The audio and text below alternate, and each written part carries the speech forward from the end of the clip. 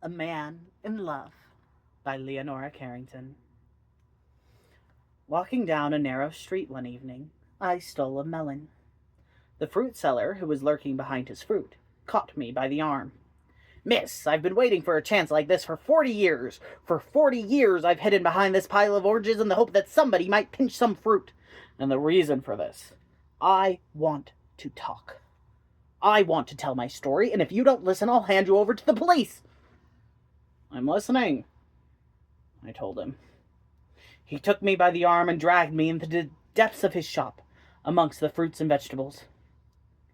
We went through a door at the back and reached a room where there was a bed, in which lay a woman, motionless and probably dead. It seemed to me that she must have been there for a long time, for the bed was overgrown with grass. "I water her every day," the greengrocer said thoughtfully. "For 40 years I've been quite unable to tell whether she is alive or dead. She hasn't moved or spoken or eaten during that time.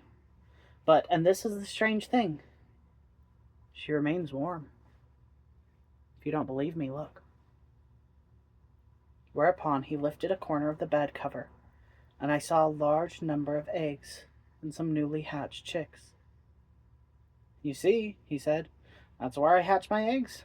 And I sell fresh eggs, too." We sat down on opposite sides of the bed, and the greengrocer began to tell his tale. "I love her so much.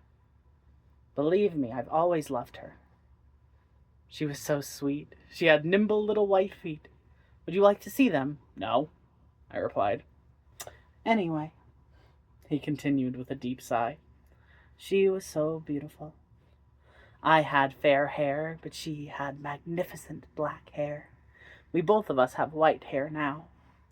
Her father was an extraordinary man. He had a big house in the country. He was a collector of lamb cutlets. The way we met was this. I have this special little gift. It's that I can dehydrate meat just by looking at it. Mr. Pushfoot, that was his name, heard about me. He asked me to come to his house to dehydrate his cutlets so that they shouldn't rot. Agnes was his daughter. We immediately fell in love. We went away together in a boat on the Seine. I was rowing. Agnes said, 'I love you so much. I live only for you.' And I used the same words to reply to her. I believe it's my love that keeps her so warm to this day. No doubt she is dead, but the warmth remains. Next year," he went on with a faraway look in his eyes, "next year, I shall plant some tomatoes. I'd be surprised if they didn't do very well in there." Night fell. I didn't know where we could pass our wedding night. Agnes had become so pale from exhaustion. At last we just left Paris behind. I saw a cafe beside the river. I moored the boat, and we walked up to the dark and sinister terrace. There were 2 wolves and a fox prowling around us. Nobody else. I knocked on the door, but it remained closed on a terrible silence. "Agnes is tired. Agnes is very tired," I shouted with all my might. Finally, an old crone hung out of the window and said, "I don't know a thing. It's the fox who's the landlord here. Let me sleep. You're getting on my nerves." Agnes began to cry. There was nothing I could do but speak to the fox. "Have you any beds?" I asked him several times. He didn't reply. He couldn't speak. Then the crone's head, now even older than before, came down slowly from the window at the end of a piece of string. "Speak to the wolves. I'm not in charge here. Please let me sleep." I understand that the crone was mad, that there was no sense in going on. Agnes was still weeping. I walked around the house several times, and in the end managed to open a window through which we entered.